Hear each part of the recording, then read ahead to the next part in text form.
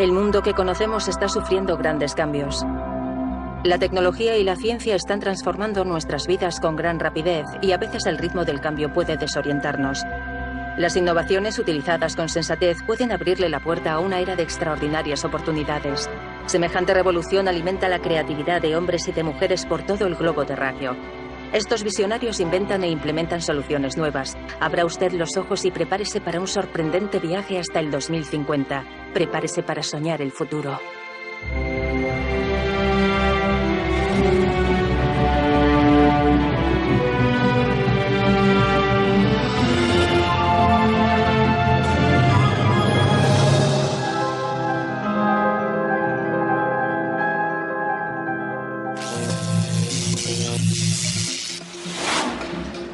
A principios del siglo XXI, nuestro planeta está más iluminado que nunca. Cerca del 85% de nuestra energía proviene del combustible fósil. Abastece nuestros hogares, transportes y fábricas. La demanda se dispara vertiginosamente por todos lados. Y para el 2050, cuando la población mundial supere los 9.000 millones, nuestra necesidad energética se duplicará. El consumo global de energía equivale a 17 teravatios, es decir, a 17 billones de vatios diarios. Cada 15 segundos extraemos el petróleo equivalente a una piscina olímpica y las reservas se agotan. Imagina que estás en una bañera con goteras. En lugar de arreglar las fugas, abres el grifo para llenar la bañera. Es completamente absurdo. El gas y el carbón son también limitados. Quiero entender cómo se desenvolverá la economía a largo plazo. ¿Cuántos recursos tendremos disponibles en un futuro? ¿Cómo podemos proteger el planeta mientras mantenemos la máquina funcionando? Necesitamos energías limpias y renovables. Recibimos 6.000 veces más energía del Sol de la que consumimos anualmente. La transición energética es una ingente tarea y uno de los mayores desafíos a los que sin duda alguna se ha enfrentado la humanidad. Creo que tenemos razones para ser optimistas. La solución total está en nuestras manos. Dominar la energía. Este asunto se ha tratado en incontables películas durante años y se han considerado todas las opciones, incluso las más descabelladas.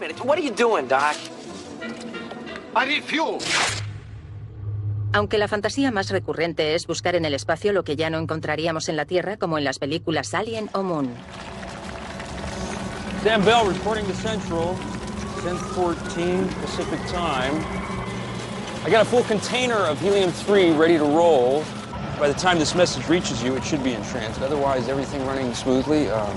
Disparatados proyectos se están considerando para poder aprovechar la enorme riqueza mineral que proviene de los asteroides. Con el fin de extraer platino, titanio e incluso oro, la compañía Deep Space Industries en California ha soñado con estaciones mineras y con la forma de remolcar asteroides dentro de la órbita de la Tierra, con la intención de explotar sus recursos minerales.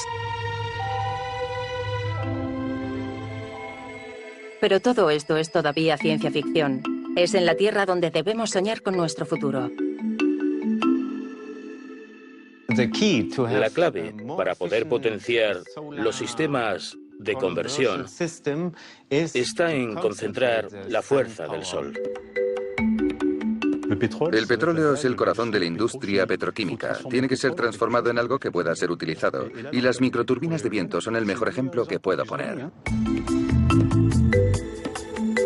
Solamente puedes recoger energía durante el día cuando hace sol. Puedes recoger energía durante un día de viento, pero la gente necesita electricidad durante las 24 horas del día. Tener energía en abundancia continuamente es la cuestión que nos ha obsesionado desde el origen de los tiempos. Con el descubrimiento del fuego hace 500.000 años, nuestros primeros ancestros encontraron una nueva fuente de energía, diferente a la de sus propios músculos. Ahora podían generar luz y calor. Desde entonces los humanos nunca han dejado de buscar nuevos combustibles. Siempre buscando la manera de ahorrar nuestra propia energía, hemos usado incluso la potencia de los animales y el entorno natural. Alrededor del año 300 a.C. construimos los primeros molinos de agua y empezamos a soñar con dominar la inagotable fuente de energía que es el Sol. La leyenda dice que en el 213 a.C. Arquímedes trató de concentrar los rayos de sol usando espejos para incendiar la flota enemiga en Siracusa. En el siglo VII, los persas construyeron molinos de viento con la intención de moler el grano. A lo largo de miles de años, los molinos, el agua y las ruedas han sido la principal forma de energía mecánica, hasta que James Watt inventó la máquina de vapor en 1769. Esta innovación provocó una fuerte necesidad de combustibles fósiles, principalmente carbón. Las numerosas innovaciones tecnológicas de la revolución industrial, motores de combustión y los medios para producir gas licuado y electricidad, no hicieron más que reforzar esta tendencia durante el siglo XIX. Cuando Edwin Drake drenó el primer pozo petrolero moderno en los Estados Unidos, provocó la fiebre del oro negro de 1859.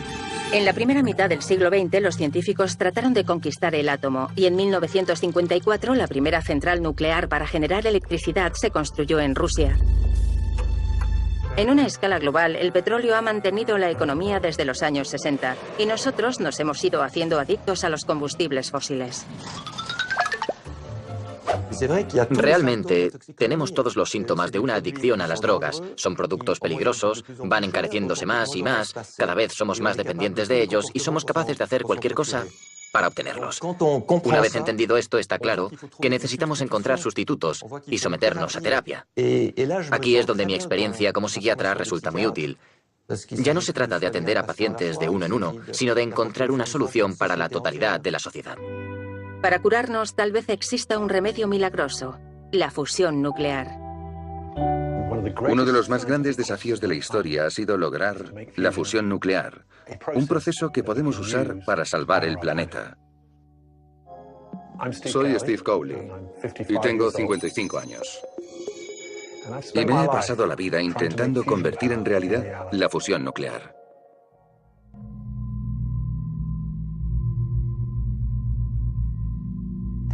Las estrellas son una fuente de energía. Absorben los núcleos de los átomos y los mezclan para crear núcleos más grandes. El Sol, por ejemplo, absorbe el hidrógeno y lo transforma en helio. Por esa razón brilla. Si pudiésemos hacer lo mismo en la Tierra, sería una forma perfecta de crear energía. La fusión nuclear se ha estado estudiando durante más de 60 años y tiene una infraestructura compleja. El JET de Inglaterra es una de las instalaciones más grandes del mundo que se dedican a recrear el proceso que llena de energía a las estrellas. Dentro de este entramado de cables reposa un tokamak, un dispositivo de confinamiento en forma de donut que mide 6 metros de diámetro. Aquí tiene lugar la fusión de los núcleos del hidrógeno pesado a niveles de presión y de temperatura extremadamente altos. La reacción genera un exceso de energía que puede ser usada para producir electricidad. Para lograrlo, usarán el combustible de la fusión en forma de gas ionizado o plasma. Fíjate en eso. Dentro de ese recipiente, que contiene un enorme campo magnético, lanzamos unos 5 millones de amperios de electricidad que cuando se ponen a circular aumentan la potencia del campo magnético y se encogen cada vez más, dejan de tocar las paredes del dispositivo y convierten el campo de fusión en un anillo que gira sin tocar la pared. Una vez que hemos logrado eso, conectamos los calentadores y bombardeamos el plasma, calentándolo desde los 10 millones de grados hasta los 100 millones, 200 millones o 300 millones de grados. En ese momento comienza a producirse la fusión. Aquí en el JET nos las hemos arreglado para mantener el campo de fusión a unos 2.500.000 grados continuamente, es decir, a unas 10 veces la temperatura de la zona central del Sol, para conseguir la fusión y unos 60 millones de vatios de energía de fusión. Es como meter el Sol en una botella. Pero para poder mantener ese sol embotellado sin que se apague, los científicos tienen todavía que vencer un enorme obstáculo: producir una reacción duradera.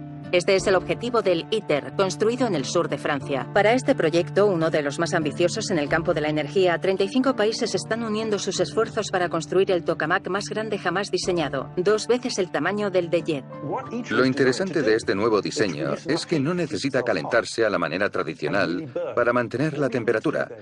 Todo lo que tienes que hacer es añadir más campo de fusión y él solo continuará produciendo más energía de fusión, sin apenas entrada alguna de energía. Tan solo la necesaria para seguir produciendo campos de fusión. Eso es como encender tu chimenea. Una vez que ya está encendida, solo tienes que añadirle más leña. No hay que encenderla de nuevo porque ya está ardiendo. Eso es lo que tenemos que conseguir. Y cuando lo logremos será uno de los hitos en la historia de la ciencia, porque será la primera vez que el ser humano haya dominado el proceso por el que se genera la energía. La gente se imagina que cuando te pones a trabajar con la física, te sientas en un escritorio con una hoja de papel en blanco delante. En mi caso, eso no es cierto. Hay que ponerse delante de la pizarra, luchando sin descanso con las ideas de otra persona. Su cerebro, el tuyo, las ideas de todos, y llega un momento en el que sabes que tienes razón, porque de alguna manera las matemáticas parecen explicarlo todo, y eso es música para mis oídos. Ya que al final de todos los cálculos, ves que esa es la forma coherente de pensar sobre un problema. Esos momentos son momentos dorados para mí.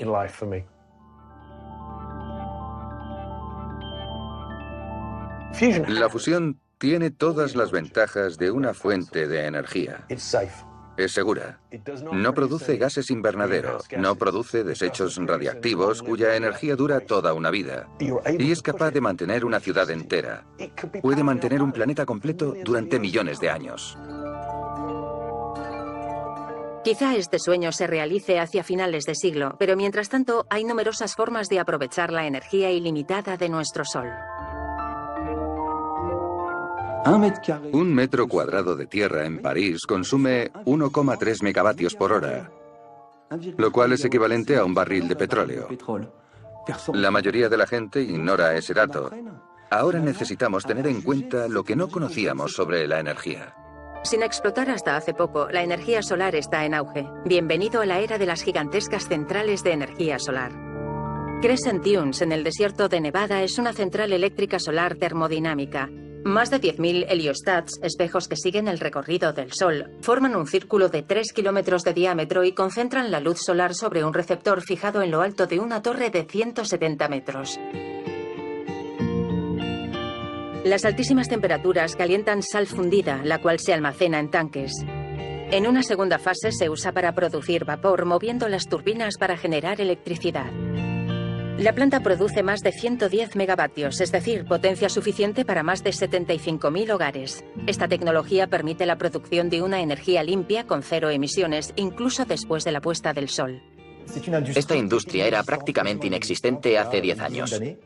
No había nada equivalente a la potencia de las centrales nucleares o térmicas en ningún sitio. Hoy estamos generando 200 gigavatios en todo el mundo y la energía solar ya representa el 1% de nuestra electricidad. Todo eso en solo 10 años. Para expandirse, la energía solar requiere espacio. ¿Cómo podemos instalarla en el centro de las ciudades, tan cerca como sea posible de los consumidores, con el fin de minimizar la pérdida de energía? Por ahora, la única solución es utilizar paneles solares fijos con bajo rendimiento. Es una idea falsa. Cuando transformas el carbón o cualquier otra fuente de calor en electricidad, el rendimiento es del 33%. Con los paneles fotovoltaicos actuales, el rendimiento es ya más del 20%, sin casi ningún funcionamiento de maquinaria, ni bombas, ni nada. El rendimiento es del 20% frente al 33%. Eso no se puede ignorar. Para incrementar el rendimiento, producir energía donde vive la gente y crear edificios autónomos, algunos sueñan con mejorar la forma en que los sistemas existentes reciben la luz solar. Para mí, un edificio es una máquina. Así que, ¿por qué no usar esa máquina para transformar la energía solar? Me llamo André Brossel y tengo una visión. Me gusta diseñar edificios energéticamente autónomos, pensando en el futuro.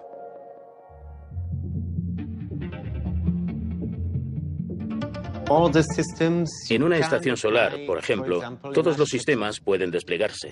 Los sistemas de seguimiento necesitan, como su nombre indica, seguir al Sol para obtener el punto focal de la superficie en la que los rayos necesitan converger. Y este movimiento, que se produce durante todo el día, ocupa un lugar físico del que no se dispone en un edificio. Es físicamente imposible.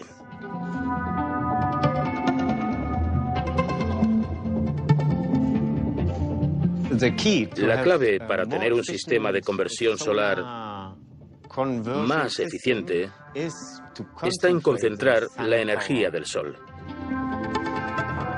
Usando las propiedades ópticas de una esfera transparente llena de agua, André Brossel ha inventado un singular generador de energía solar combinando eficiencia y estética, llamado Rowlemon. La idea es sencilla. La esfera funciona como una lupa, concentrando la luz solar hacia las células fotovoltaicas en el punto central. Este ingenioso sistema puede producir tanta o más energía como un panel solar tradicional, utilizando 4 veces menos espacio.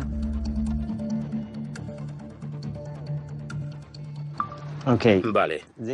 Este nos está arrojando 90 vatios de luz entrante, 2,4 voltios y 4,4 ohmios, 1 metro más atrás. Otra ventaja, la perfecta forma óptica de la esfera haría posible recoger energía solar incluso cuando estuviese nublado. Pero eso no es todo. No se necesita mover todo el sistema. El punto focal está siempre en la misma posición detrás de la lente. Viaja con el sol. Así que solamente se necesita mover la célula para que lo capte. Las células están ubicadas sobre un raíl motorizado montado detrás de la esfera que sigue el recorrido del Sol durante el día. Usando células de alta tecnología diseñadas por la industria aeroespacial, este arquitecto ha logrado reducir significativamente la superficie del sensor sin alterar el rendimiento del sistema. He reducido este efecto al 1% de 1 metro cuadrado. Está muy claro porque la transferencia es muy alta. Así que este metro cuadrado produce la misma energía que un panel convencional mucho más grande.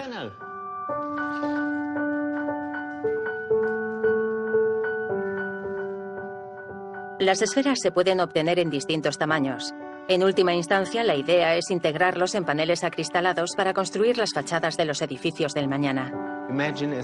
Imagínate un rascacielos con cientos de metros cuadrados de fachada y solo 100 metros de techo, de manera que si instalas un panel convencional ahí, no vas a llegar a cubrir ni el 20% del consumo del edificio, mientras que si cubres toda la fachada con esferas, puedes suministrarle energía a todo el edificio.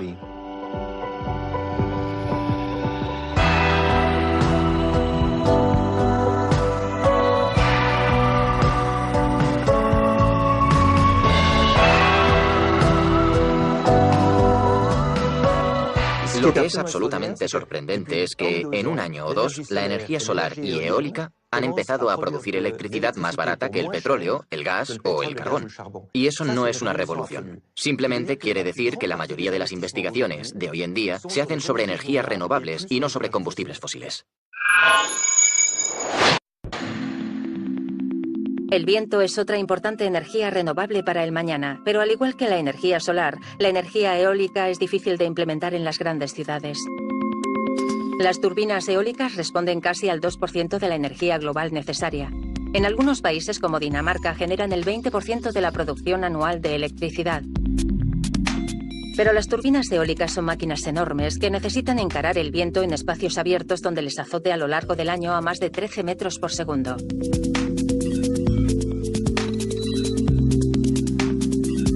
¿Cómo podemos implantar la energía eólica en todo el mundo? El día de mañana, 2 de cada 3 personas vivirán en ciudades colosales tales como Hong Kong.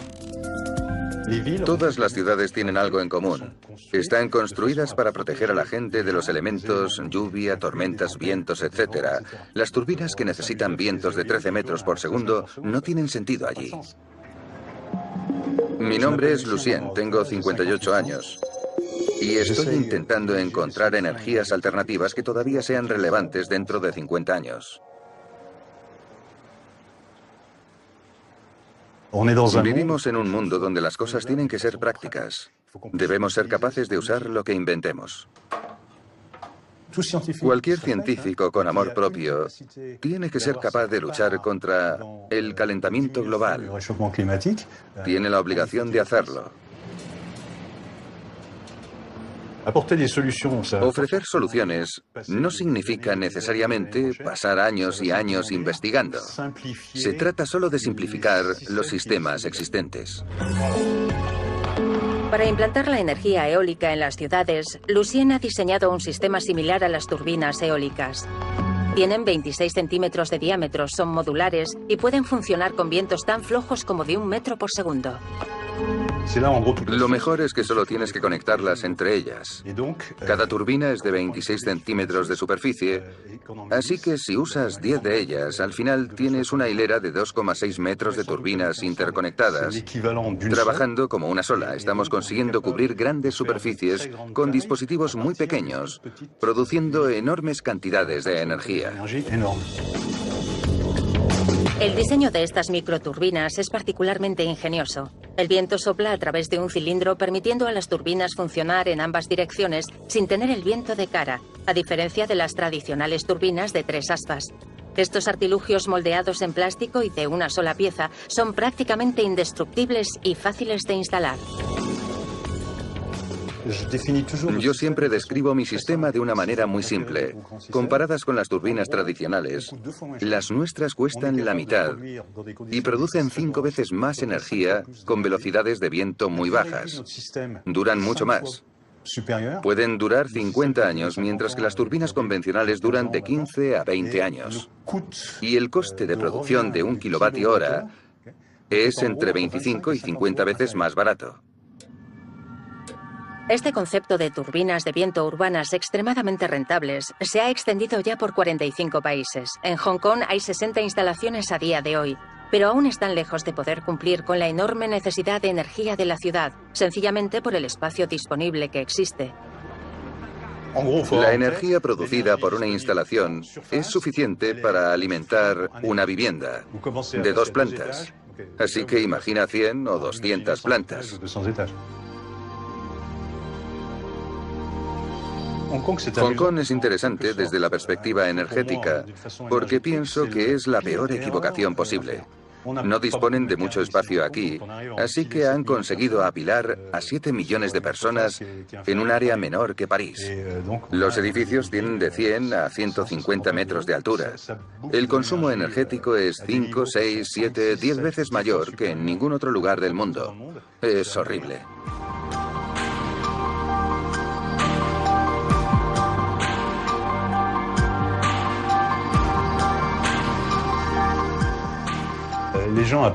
La gente paga sus facturas, pero aparte de eso, no tienen ni idea de lo que es la energía.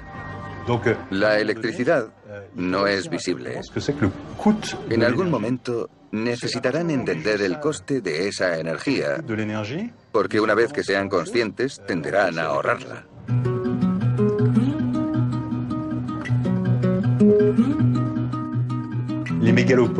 Si no se hace nada en los próximos años, ni nada cambia, todas las megaciudades se parecerán a Hong Kong. Pero si podemos solucionar el problema en Hong Kong, básicamente lo habremos solucionado en todo el mundo.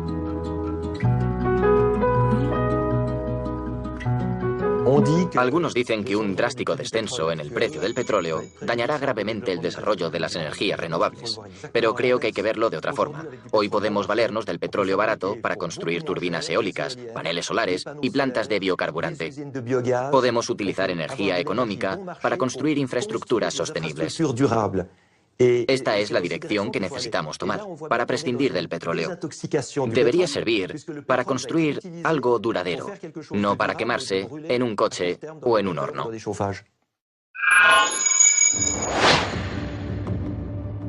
Durante más de un siglo, la electricidad que usamos a diario ha sido generada por centrales eléctricas usando combustibles fósiles, y también por centrales nucleares y plantas hidroeléctricas, así como por estaciones eólicas y granjas de paneles solares. Los 2 últimos recursos son intermitentes y deberían integrarse en las viejas redes eléctricas que necesitan mejoras continuas. Si se cae una línea o una planta no es capaz de producir suficiente electricidad, tenemos un apagón. La red actual ha sido construida y optimizada para cierto modo de producción. Hoy la producción está evolucionando porque nos dirigimos hacia la distribución de la energía. Una parte de la red puede convertirse en fuente de recursos. Una turbina maremotriz en la costa bretona puede suministrar electricidad a los residentes locales. La red está cambiando, pero no hay necesidad de ser pesimista. Reemplazando lo anticuado, cambiando sistemas contaminantes por sistemas limpios, por la tecnología adecuada y mediante la gestión a través de redes inteligentes, seremos capaces de desarrollar las cosas mucho antes de que surjan problemas.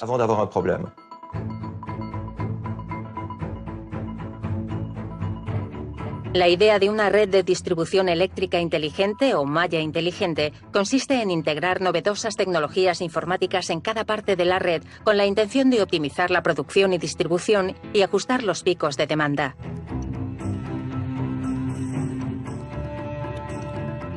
La electricidad no se puede almacenar fácil y rápidamente a gran escala. Las tecnologías de redes inteligentes ajustan el suministro y la demanda en tiempo real a base de priorizar las necesidades de los consumidores.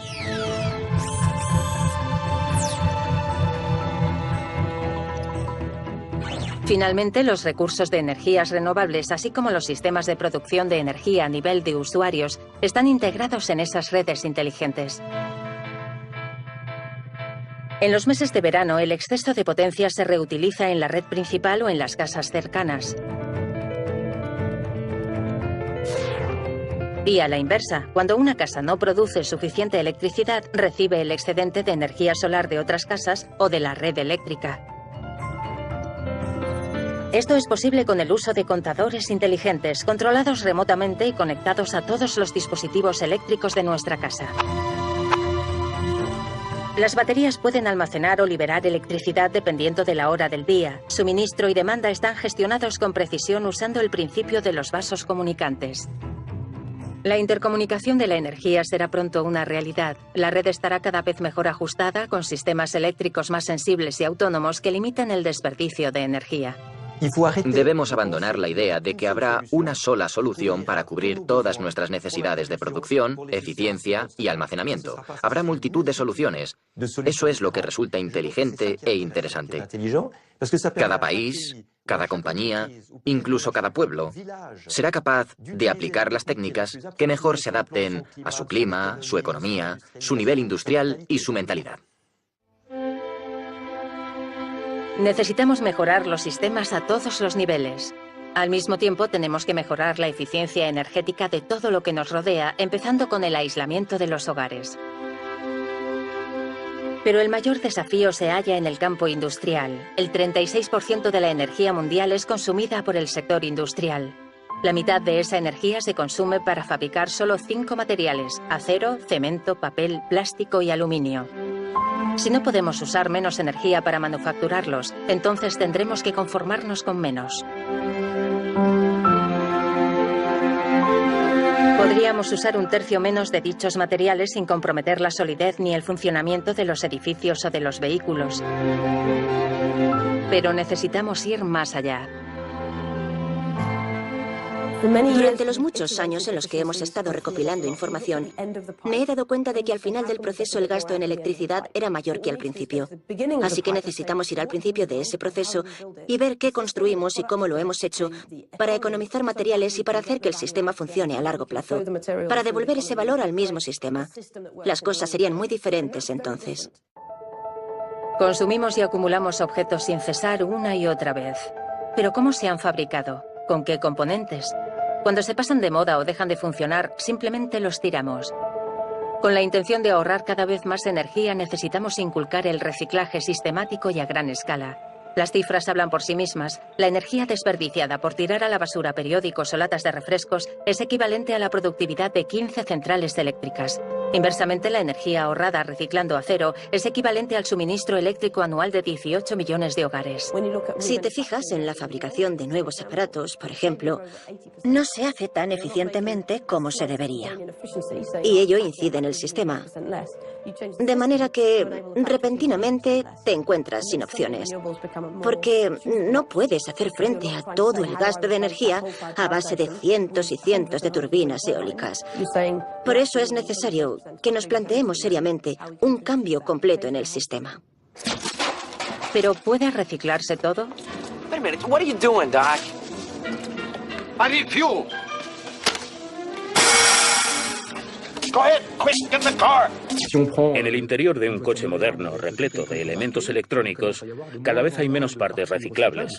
En la carrocería, las piezas de metal pueden reciclarse, pero hay un elevado número de piezas que no se pueden reciclar, sin mencionar los smartphones, los ordenadores o los televisores de pantalla plana. En Ámsterdam, una empresa con conciencia social ha decidido centrarse en algo que está en el centro de nuestra vida y sin lo que no podemos vivir: el smartphone. Está fabricando un modelo sostenible acertadamente llamado Fairphone, es decir, móvil justo. Empezamos a fabricar teléfonos porque sabemos que son un símbolo de nuestro sistema económico. Me llamo Tessa Berning y tengo 39 años. Creo firmemente que juntos podemos cambiar la manera en la que producimos nuestros teléfonos. Nos dimos cuenta de que los smartphones tenían un impacto increíble en nuestras mentes, en los materiales con que los construimos y en nuestras condiciones de trabajo, en el modo en que los usamos a corto plazo y en el modo en que los reciclamos. Así que con nuestro proyecto creemos que podemos cambiar algunos aspectos de todo este proceso. El Fairphone representa un marcado contraste con los smartphones tradicionales que tienen un diseño cerrado, un sistema compacto que no podemos arreglar nosotros mismos si se estropea. Contienen más de 40 metales preciosos, algunos combinados y utilizados en minúsculas cantidades en cada pieza del teléfono, haciéndolos difícilmente reciclables. Finalmente, no son éticos. Algunos de los metales utilizados, como el tántalo extraído del coltán, provienen de zonas en guerra como el Congo Oriental. Usamos el tántalo que proviene de explotaciones de oro o del comercio justo, de zonas del mundo libres de conflictos. Nos preocupamos por el diseño, porque uno de los puntos principales para fabricar Fairphones es coger ese diseño y convertirlo en algo que dure mucho tiempo y que la gente sea capaz de reparar por sí misma. Lo que buscamos con nuestros diseños es que si algo se rompe no tengas que tirar el teléfono a la basura. Soy Miguel Ballester y mi idea para el futuro es que se creen más compañías que hagan lo posible para lograr un mundo más sostenible. Nuestro Fairphone no presenta grandes diferencias con respecto a lo que ya conocemos. Comienzas a notar nuestro trabajo cuando le quitas la carcasa integrada. Cuando se la quitas con facilidad o con detalles como la batería reemplazable por uno mismo, cosa que antes era normal y ahora ha dejado de serlo, o con cosas como poder cambiar la pantalla tú mismo simplemente con los dedos, que es algo igualmente importante. Puedes quitarla muy fácilmente, así que si se rompe piensas, genial, puedo comprar otra pantalla nueva y puedo cambiarla yo mismo, no hace falta dejar el teléfono olvidado en un cajón.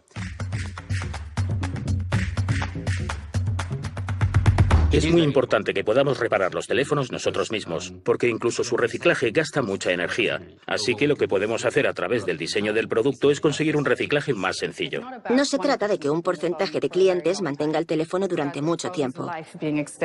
Se trata de que extiendan la vida del teléfono tanto como sea posible, y que eso ocurra con el teléfono como un todo, que pase de mano en mano, o con las piezas del teléfono o con los materiales que contiene, y que todo esté diseñado de manera que su valor pueda ir más allá del comprador, que se pueda reciclar y volver al principio de todo el proceso.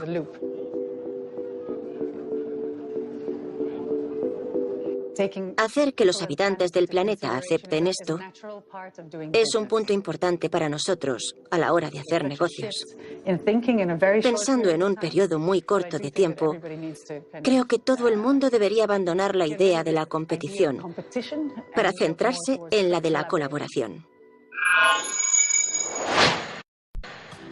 Hay iniciativas por todas partes que están trabajando para construir un mundo más justo y que devore menos energía para el año 2050. Sin embargo, mientras tanto, los gases invernaderos siguen aumentando en la atmósfera, especialmente el dióxido de carbono, y no hay una forma sencilla para deshacerse de ellos. Creo que el problema central es la quema de combustibles sólidos. Me llamo Andrew Goods y tengo 51 años. Reducir las emisiones contaminantes es el principal objetivo de una sociedad que, mientras tanto, tiene que seguir produciendo energía. Cuando quemamos combustible fósil, el dióxido de carbono que producimos sube a la atmósfera y entra a formar parte de los gases invernadero, gases que no se disipan en cientos de años. Si queremos cambiar nuestro sistema energético de combustibles fósiles por energías renovables, tardaremos varias décadas en lograrlo. La idea consiste en implantar nuevos procesos de producción donde las emisiones sean menores. Así que en vez de dejar que los gases invernadero lleguen a la atmósfera, lo ideal sería almacenarlos a nivel del suelo, licuándolos y enterrándolos en un acuífero a unos 2 kilómetros de la superficie, donde la porosidad de la tierra y la composición de ciertas rocas sería de gran ayuda a la hora de retener estos gases invernadero. Pero almacenar dióxido de carbono líquido dentro de las rocas implica unos cuantos problemas. Bombear el dióxido de carbono bajo tierra puede suponer algún problema, porque la presión puede provocar que contamine algún acuífero. Así que es necesario asegurarse de que no se escapa fácilmente hacia la superficie del lugar en el que lo inyectamos. En su laboratorio de la Universidad de Cambridge, Andrew Woods y su equipo tratan de entender la mecánica de los fluidos. Las dinámicas que hay en juego son muy complejas, muy difíciles de predecir y de reproducir, y más aún, contar con un modelo fiable. Tenemos que entender cómo funciona el gas inyectado bajo tierra y cuánto tarda en disolverse en el agua. Tenemos que entender cómo se almacena bajo tierra y si ese almacenamiento es seguro. Mongstad, Noruega, alberga la mayor instalación de captura de dióxido de carbono del mundo. Aquí se procesan cada año 100.000 toneladas de este gas. Se están probando varias tecnologías para la captura y almacenamiento de dióxido de carbono a gran escala. La industria petrolera está particularmente interesada en este proceso, que podría aplicarse en 4.000 centrales eléctricas y zonas industriales de todo el mundo. Si lo analizamos bien, comprobaremos que según hemos ido pasando de la madera al petróleo y demás, esa transición nos ha costado varias décadas, de modo que volver a efectuar una transición similar nos supondría mucho tiempo y una enorme inversión en infraestructuras. Así que cuanto antes empecemos, antes nos moveremos hacia un nuevo modelo energético.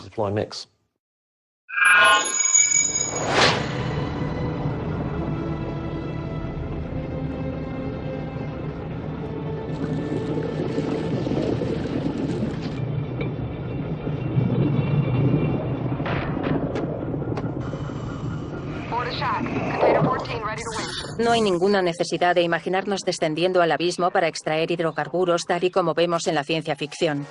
El océano tiene mucho que ofrecer, los recursos de la energía azul en los que estamos empezando a reparar. El estudio de las algas pronto dará lugar a nuevos tipos de biocombustible.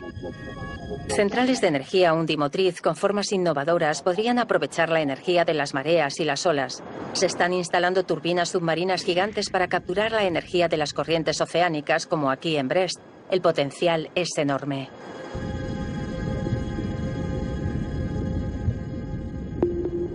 Pero los océanos también proporcionan otra fuente de energía potencialmente ilimitada. Se llama conversión de energía térmica del océano, UOTEC por sus siglas en inglés.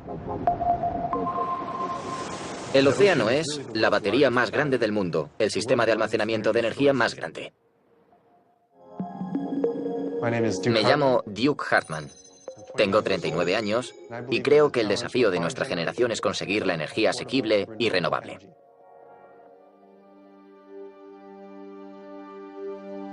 La mayor fuente de energía con la que contamos es el sol, y el océano recoge toda esa energía en forma de calor, almacenando así una inmensa cantidad de energía por todo el mundo en sus capas superiores.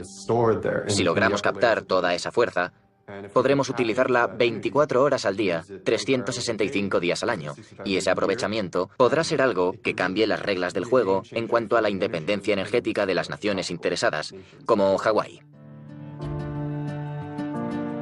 Como cualquier otra isla en el mundo, Hawái está extremadamente preocupada por los problemas relacionados con la energía y con el cambio climático. Perdidas en medio del Océano Pacífico, las islas hawaianas tienen como objetivo liberarse de los combustibles fósiles y convertirse en el primer estado norteamericano que alcance el 100% de energías renovables en el 2045. Ahora mismo, Hawái depende enteramente del combustible fósil para su suministro de energía. La meta de la OTEC es conseguir recursos locales renovables para el Estado desde el primer momento.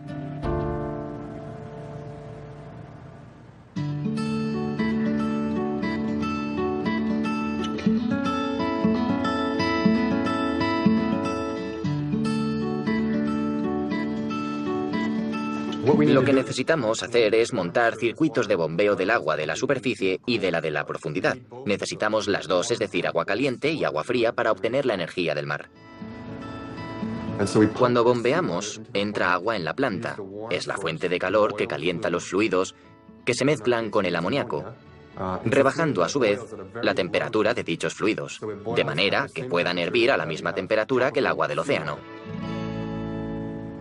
Como veis, el fluido se mueve simplemente con la temperatura de mi mano, y en ese punto es donde empieza a funcionar la planta.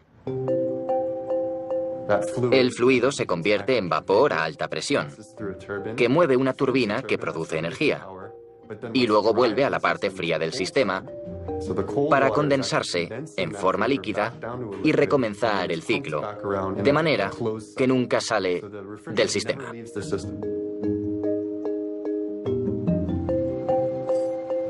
Básicamente, montas todo el equipo en un primer momento y una vez que empiezas a bombear agua del mar, se genera un mapa de fuerza que puede mantener la planta en funcionamiento y suministrar energía a la red. El combustible es gratis. Usamos la luz del sol y el agua del mar. Eso es todo. Aquí están las conducciones eléctricas. Nos vamos moviendo entre 1000 kilovatios por hora en horas normales y 115 megavatios en horas punta. Y así continuamente durante todo el día. Lo que hacemos aquí es mezclar el agua del mar con la tecnología de las turbinas para producir energía a gran escala y comercializarla. Aumentar el tamaño de las instalaciones y alejarnos de la costa mar adentro va a ser todo un desafío, sin duda. Se requieren tuberías más largas y plataformas flotantes y que todo ese material sea capaz de aguantar la dureza del mar. Pero no es algo que no podamos hacer. La humanidad siempre encuentra un camino y la ingeniería una solución para resolver los desafíos. Sabemos que podemos producir 4 veces el equivalente a la demanda energética del mundo entero. Así que, aunque la población se triplicase, aún podríamos seguir manteniendo el suministro.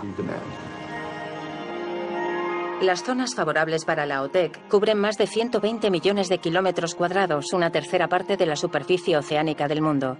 Los principios teóricos de la OTEC se formularon por primera vez en el siglo XIX e incluso Julio Verne hace referencia a ellos en su novela 20.000 leguas de viaje submarino. El proyecto Nemo llevado a cabo por DCNS se lanzará en Martinica en 2018. Situada a 7 kilómetros de la costa, la primera plataforma flotante de 16 megavatios suministrará electricidad a 35.000 hogares. A pesar del rendimiento relativamente bajo, la capacidad de las plantas OTEC para generar electricidad durante todo el día sin tener que almacenar energía es una opción atractiva para apoyar una mezcla energética basada en energía solar y eólica. Una gran ayuda para los países del sur y para las islas.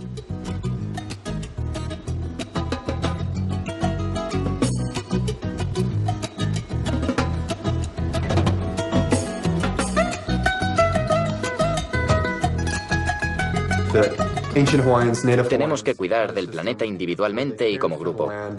Y en este momento estamos intentando darle continuidad a esa idea.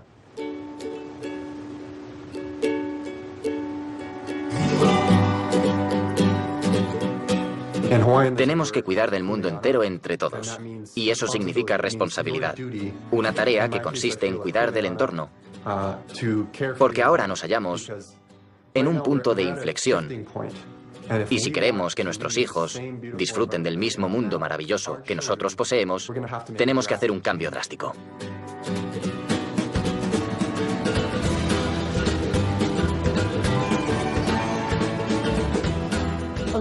Uno de los desafíos que tenemos que afrontar es intentar cambiar los sistemas de producción de energía que tenemos hoy, porque ya resulta necesario hacerlo de manera sistemática. Tenemos todos los ingredientes para producir grandes cantidades de energía al tiempo que preservamos el planeta. Fundamentalmente, cambiar el mundo y hacer un mejor uso de la energía es posible. Es un gran momento para los pioneros, para los exploradores, inventores e innovadores, para llegar a nuevas y extraordinarias soluciones. Pero tenemos que dejarles trabajar y animarles en lugar de decir, esto no es correcto, no funcionará. ¿Por qué debemos cambiar lo que tenemos ahora? Lo que tenemos ahora no es suficiente. Parecía serlo, pero ya no lo es. Debemos alentar el cambio.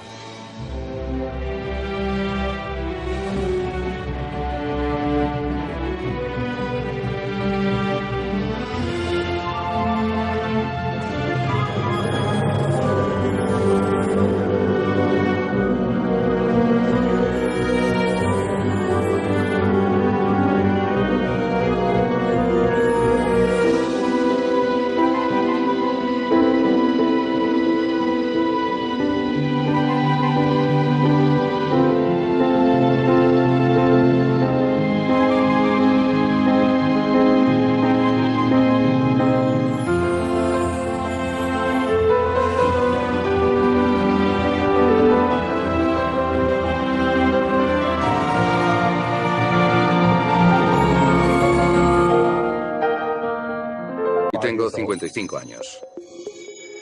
Y me he pasado la vida intentando convertir en realidad la fusión nuclear.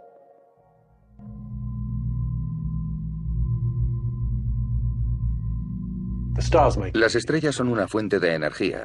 Absorben los núcleos de los átomos y los mezclan para crear núcleos más grandes. El Sol, por ejemplo, absorbe el hidrógeno y lo transforma en helio. Por esa razón brilla. Si pudiésemos hacer lo mismo en la Tierra, sería una forma perfecta de crear energía. La fusión nuclear se ha estado estudiando durante más de 60 años y tiene una infraestructura compleja. El JET de Inglaterra es una de las instalaciones más grandes del mundo que se dedican a recrear el proceso que llena de energía a las estrellas. Dentro de este entramado de cables reposa un tokamak, un dispositivo de confinamiento en forma de donut que mide 6 metros de diámetro. Aquí tiene lugar la fusión de los núcleos del hidrógeno pesado a niveles de presión y de temperatura extremadamente altos. La reacción genera un exceso de energía que puede ser usada para producir electricidad. Para lograrlo, usarán el combustible de la fusión en forma de gas ionizado o plasma. Fíjate en eso. Dentro de ese recipiente, que contiene un enorme campo magnético, lanzamos unos 5 millones de amperios de electricidad que cuando se ponen a circular aumentan la potencia del campo magnético y se encogen cada vez más, dejan de tocar las paredes del dispositivo y convierten el campo de fusión en un anillo que gira sin tocar la pared.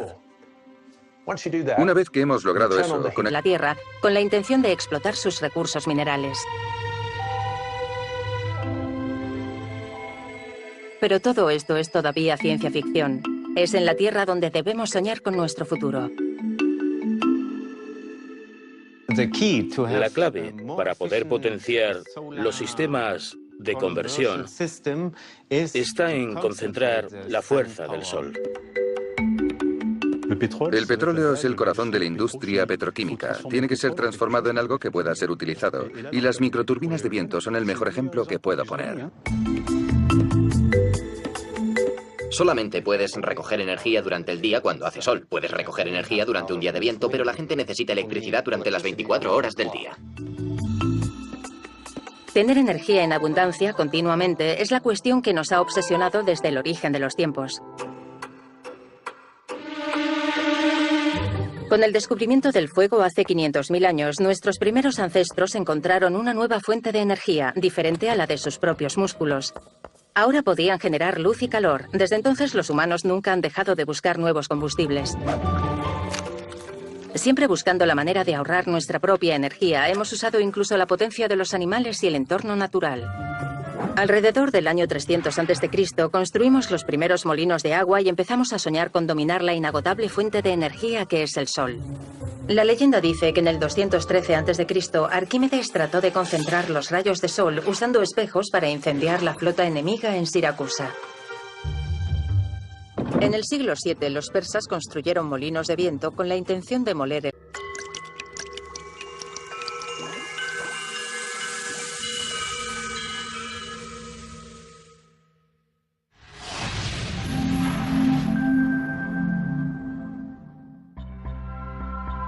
El mundo que conocemos está sufriendo grandes cambios. La tecnología y la ciencia están transformando nuestras vidas con gran rapidez y a veces el ritmo del cambio puede desorientarnos. Las innovaciones utilizadas con sensatez pueden abrirle la puerta a una era de extraordinarias oportunidades. Semejante revolución alimenta la creatividad de hombres y de mujeres por todo el globo terráqueo. Estos visionarios inventan e implementan soluciones nuevas. Abra usted los ojos y prepárese para un sorprendente viaje hasta el 2050. Prepárese para soñar el futuro.